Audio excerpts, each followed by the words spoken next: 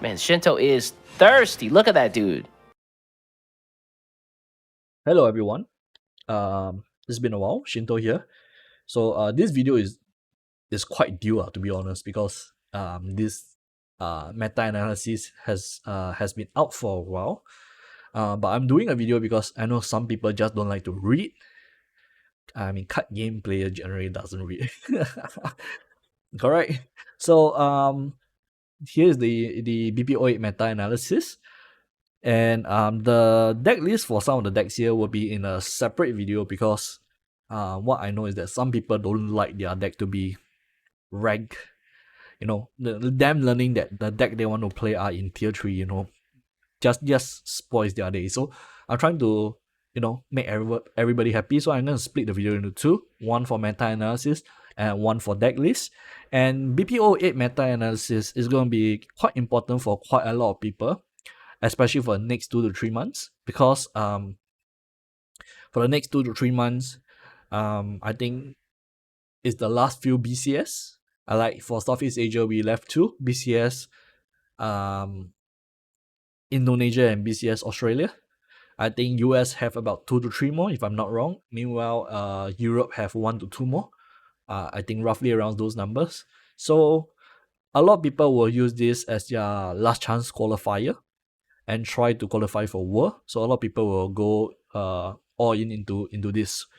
So I'm doing this meta analysis to help you out to have a grasp of what the meta might look like. Also, do note over here it says that all these are based on past JP meta history and also my personal experience. So this meta list is based on my own opinion with these two experience mixed together. So it might not reflect your local meta very accurately, because I will always tell people to try to build your deck against your local meta and not the general meta. But if you do not know the local meta, you're an overseas player flying in, not knowing what the local meta might be like, this maybe might give you a bit of a idea of what the meta might be like. Okay, so start off with the tier 1. So before I forget, I'm doing something a bit different where I'm showing that the decks have differences, in their tier list. I mean their tier row. So you guys let me know if you guys like this ranking or not, because I generally try to avoid it, because for this type of thing, the more accurate you want to be, the more likely you are wrong. But if it's useful for you guys, in the next few meta analysis, I will follow this format as well. So first of all, Puppet Forest, I put it so high up because the deck is very unpredictable. Not saying that the deck is not consistent. I'm saying that if you're playing against the deck, it's very hard to predict how the decks is going to play out, because currently the deck has 3 variant or even more. From what I know, there's this big 3 at the moment, and each of them play out very differently during the mid game and the end game. It makes the deck very hard to predict for you to play against. So you do not know, if you do not know what your opponent going to do next, it's hard to predict how you're going to stop them. So this is why I think it's leading the charge compared to the other 2 decks. The other 2 decks don't really have that much variant. Like the next one we have Disdain Dragon. I would say Disdain Dragon and Puppet Forest have the same deck power level. Could be biasness speaking, because I played very well with Disdain Dragon back when I was playing BP08 Japan format. I find that the deck's deck power and Puppet Forest is about the same. Just that you must know what you're playing against. Because 3 variants, as I said, Puppet Forest. Meanwhile, Disdain Dragon, you only have 1 playing style, to be honest. Like the deck list is more or less the same, making it very predictable. Yeah. But in terms of deck power, it's the same. And then 2-cost Abyss is something interesting. On average, it has the same deck power, but the deck is very luck based. So what I've seen, right, like, is doing very well in Japan with a lot of results. If you go to like those SV topics or all this like the website to see the past history of Japan um winning deck list, you will see that there's a lot of two cost abyss. In Singapore, we have I think one or two cost abyss player, and the results are quite interesting. Not gonna lie, like I know there's two variant. I've seen both variant, and the decks, the deck works in a way where it is very luck based. Like on average, it does well, but this way is a bit like hit scratching. So like other decks, right? Like let's say Disdain Dragon. If I have to put it against any tier 2 decks, it should do well on average, right? Like on average, like we play about 5 games or 10 games. The percentage win rate should be around the same. Well, 2 cost abyss, it's not gonna be very accurate because it's very luck based, where if you're lucky you get a hit, if you're unlucky all of a sudden you are very behind. The deck has a bit of a luck factor to it. So 2 cost abyss, how they win in tier 1 is because you got lucky and you managed to build an advantage against your opponent. Like the advantage you get if you're lucky is very strong, but at the same time, playing against a tier 2 deck and you got unlucky, you're not gonna you're not gonna have a good time. So the deck is very interesting, where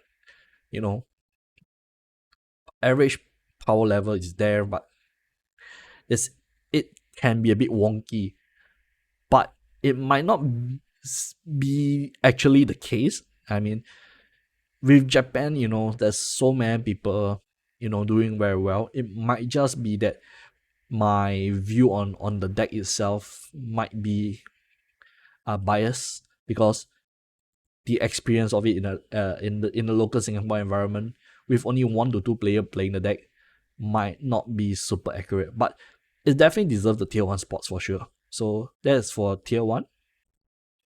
So next we have tier 1.5, which only has 1 deck, Natural Sword. And I think the deck deserves the spots there because the deck is very consistent. As you know, all natural deck, they can be very, very consistent. However, the deck is there because mainly because it wins almost every other deck in the tier list below it. That means tier 2, tier 3, but it has difficulty trying to win against tier 1's decks, and that is because, as we know, in BP07, Natural Sword was struggling against Mono Abyss once Mono Abyss flood the board, because they just don't have the board wipe to clear the board, and some of the tier 1 deck, they can build the board up very fast. And to be honest, some of the tier 1 decks also can clear their followers very easily, because as you see, Natural Sword, it's not about flooding the board, it's just playing an overstep follower that is hard to remove, and you swing big next turn while you have the spell to clear their board. You're not gonna have that kind of luxury anymore, because the overstep follower are no longer Natural Sword but Puppet Forest instead. So this is why it's in the tier 1.5. Okay, next we have tier 2. Starting off, we have Mono Abyss in tier 2, which I think is a good deck to be in tier 2, because it still can be strong if it's not disrupted. Its game plan is not disrupted. It's still quite strong. And moreover, in this format where early aggression has reduced, and decks were focused less on putting anti-early aggression in their deck. So Mono Abyss might pop off when people just cannot answer their board. However, I don't think most of the time that will be the case, because there's a few decks on top that can still remove their board very well, or counter flood their board even better than they can flood the board. So this is why I think Mono Abyss can stay in tier 2. Meanwhile, Thief Sword I think is the strongest deck in tier 2 at the moment. The deck's playstyle is a bit aggro-ish. So if everybody is not packing, anti-aggro, the decks is gonna pop off. A bit like Mono Abyss. So the deck playstyle is you want to be aggressive early to push as much damage. Ensure that your opponent don't heal as much, and then late game you burn your opponent with the new usurpation spell. And if you are playing like me, if you prefer the IMAS build, you can also burn with the Rin Shibuya. So in the Japan, there's quite a few way they play the deck. Most of them focus it on mid range, but the deck list I like with his sword is actually the aggro variant with IMAS, which I will show in the deck list video, which I think is the right way to play the deck. So that's for Thief Sword, because if you high roll, you're gonna steal quite a lot of game if you high roll. Next you have Lishana Rune and PDK Dragon at the lower of the tier 2, because I find that this deck are not very strong. Okay, they are not very consistent. Sorry, strong is not the right word. Not very consistent. Not consistent in terms of their general matchup. So Lishana Rune, right? Basically, because the early aggression has reduced in the meta, they get to have more time to set up their amulets to heal, and their amulets are amulets that heal over time or damage over time. So the longer the game gets dragged on, the more value you are able to get off the deck. And the way the deck tries to end the game is about turn 8, turn 9, where they play one of the new card, I think Scarlet Witch, I think. You draw your whole deck except for 5 cards, and then you have to discard whatever, because you have a maximum hand size, right? So you have to discard down to your maximum hand size, and then the next turn you play Giant Chimera to close out the game, because you have built up the spell counter spell chain in the graveyard. But reaching turn 8, turn 9 is not an easy feat in the matchup. In this meta, because most deck picks around like turn 6, turn 7, or turn 5, about 5 to 7 I would say. So it makes the deck a bit risky to run, and this is good. Lishana Rune is good if your opponent has limited damage, such as burn decks, like Thief Sword wants to ensure that you don't outright heal to out of their little range. That's what the deck is good at. However, if you're against decks that doesn't really care about you healing that much, such as Kuon Rune, where you're able to do a lot of damage with Kuon and a big board and D-Shift, and the Lishana Rune just have difficulty trying to play against those decks. So what I'm saying is that Lishana Rune are good against decks that is trying to win, and very, very bad against decks that they are not prepared for. The same case for PDK Dragon as well.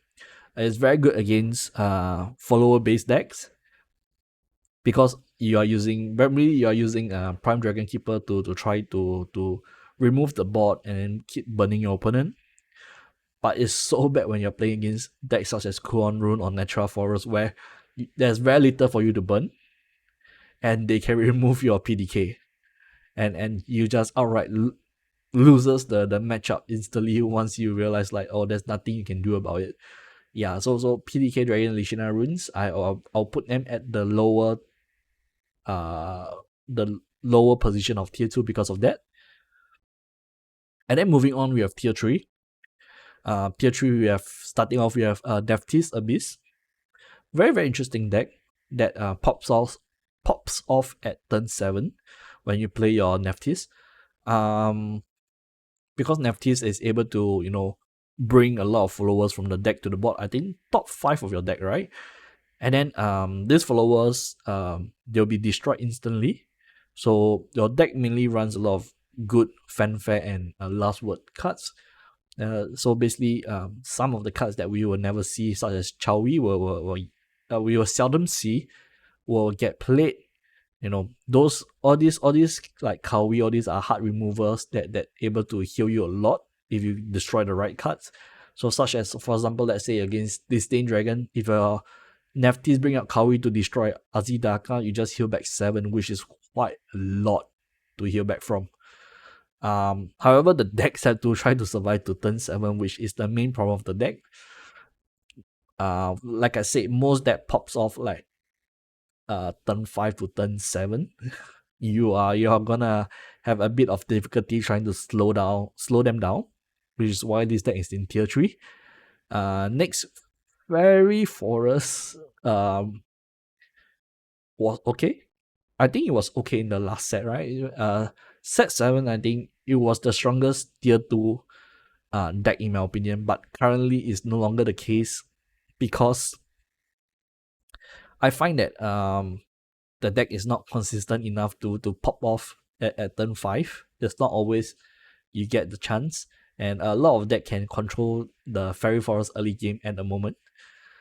Because you're not a storm heavy deck, you're just a big follower that stays there, and a lot of those decks that are in the higher tier can get rid of it. And then once you reach like turn 5, turn 6, turn 7, you can try to flood the board, but at the same time, the decks above can flood the board better than you can, and that's where Fairy Forest start to have issue, especially when example Puppet Forest turn 5 they flood the board with 2 wards and buff those wards. You are not going to win the game from there onwards. The deck is just quite bad to play currently in the format. It still can win a few decks that I think maybe in tier 2, tier 3, but it's not going to be very strong against those tier 1 and tier 1.5 decks. And then next we have Amulet Control Haven. Same issue with Nephthys where the boss cards pops out on turn 7. You are stuck playing the turn 1 to turn 6 trying to control the board. Good thing for Haven is because they do have very good hard removers.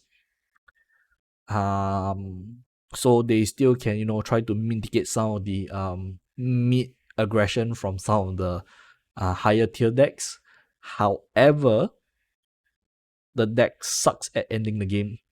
Like, Haven's supposed to be like the best deck to during the late game, but I would say like Lishana Rune is even better at trying to end the game later than Amulet Control Haven. Like if I drop down Giant Chimera, that's 30 damage, that's OTK. Meanwhile, for Haven, your best late game card is still Heavenly Aegis, and Heavenly Aegis just can't impact that much compared to a Giant Chimera at trying to close out a game. But what the deck has running for it is that the deck has a good amount of burns and heals to try to sustain and keep opponent low enough for you to try to end the game. But it is really dependent on the matchup and what kind of draws you have. Yeah, the deck just sometimes run into a problem where if you're not able to clear the board, they outright lose the game. So that's my problem with Amulet Control Haven. But still, a good deck you will see in the mana. And then for the next 2 decks, Kuon Rune and Natural Forest, they are at the top position of tier 3 because what I find about them is that if your hand is a god hand, you're still gonna win, out of nowhere. No, their only problem is they have a bit of issue dealing with the mid spike for most deck, such as Natural Sword, Puppet Forest, Disdain Dragon, 2 Cost Abyss, where turn 5, turn 6, turn 7 where they pop off. You no longer do have the spells in Kuan Rune to deal with that kind of spike. Meanwhile, for Natural Forest is that you must die get the bot wipe, or you outright lose the game. But when they manage to get the God Hand, they can steal a few games. That's why I put them, at the top of tier 3. And I think that wraps up the meta analysis. So if you guys like this format of the meta analysis, let me know. And I hope this meta analysis help you guys out in the next upcoming 2 to 3 months. And thank you for watching this video. I'll see you guys. I don't know when. Let's see. Let's see. Okay. All right. Goodbye.